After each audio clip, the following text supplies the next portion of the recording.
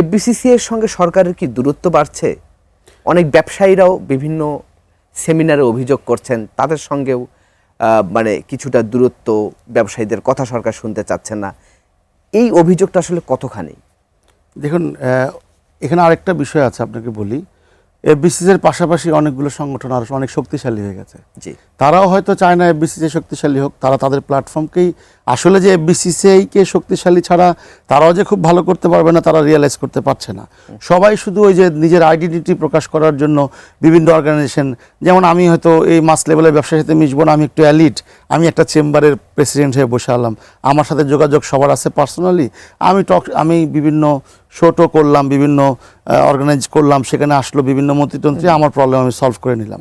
এইরকম অনেকগুলো চেম্বার আছে ঢাকায়, আমি নাম ধরে বলি, মেট্রোপলিটন চেম্বার, ঢাকা চেম্বার, আপনার গিয়া বিজিএমই, বিকিএমই, বিটিএমই, এই যে আলাদা আলাদা আলাদা আলাদা সবাই যার যার জায়গায় অনেক শক্তিশালী, বিকজ তাদের অনেক টাকা, ইন্ডাস্ট্রিয়ালাইজেশন, তাদের পিআর ভালো, তাদের সাথে গভর্নমেন্টের অনেক ব্যবসায়ী, তো বাণিজ্যমন্ত্রী নিজে একজন বড় ব্যবসায়ী, আগের বাণিজ্যমন্ত্রীও বড় একজন ব্যবসায়ী ছিল, তো তাদের ব্যবসায়িক বড় ব্যবসায়ী হিসাবে বড় ব্যবসায়ীদের একটা কানেক্টিভিটি আছে, তারা তাদের টুকটাক স্বার্থ তারা আদায় করে নিয়ে যায়।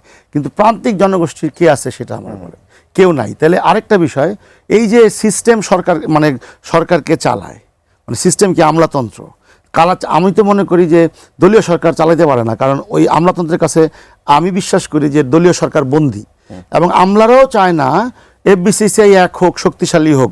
কারণ যদি আজকে এফবিসিসি এর মাধ্যমে সকল ব্যবসায়ী যদি ঐক্যবদ্ধ হইতো দল মত নির্বিশেষে, তাহলে আমাদের উপর যে জুলুমটা, যে অন্যায়টা, সেটা যে চলছে যুগের পর যুগ, সেটা হইতো না, ব্যবসাটা সহজ বান্ধব হইতো, আমরা আদায় করে নিতাম, যে আমাদের কথা না শুনলে আমরা ট্যাক্স ভ্যাট দিব না, দিবই না আমরা ট্যাক্স ভ্যাট।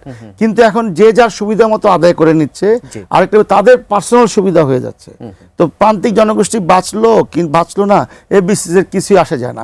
সেই জন্য বললাম, আমাদের যে সত্যিকারের যদি অ্যাসোসিয়েশন থাকতো খাত ওয়াইজ, ওই অ্যাসোসিয়েশনগুলো যদি ইলেকশন হইতো, এখানে যদি সত্যিকারের যোগ্য প্রতিনিধি থাকতো, তারা যদি ভোটের মাধ্যমে নির্বাচিত করে একটা শক্তিশালী নেতা নিয়ে আসতো, সেই নেতা বার্গেন করতে পারতো সরকারের সাথে, এখানে সরকারের উপকার হইতো, সরকার সত্যিকারের ভ্যাট ট্যাক্স পাইতো, সরকারের সত্যিকারের রাজস্ব পাইতো, সরকার কিন্তু একটা নিয়ম নীতির মধ্যে চলতে পারতো। আমলারা কেন চায় না? তাহলে দুর্নীতি করতে পারবে না। আবার কিছু দুর্নীতিবাজ ব্যবসায়ী আছে, তাদেরও তো সুবিধা হবে না।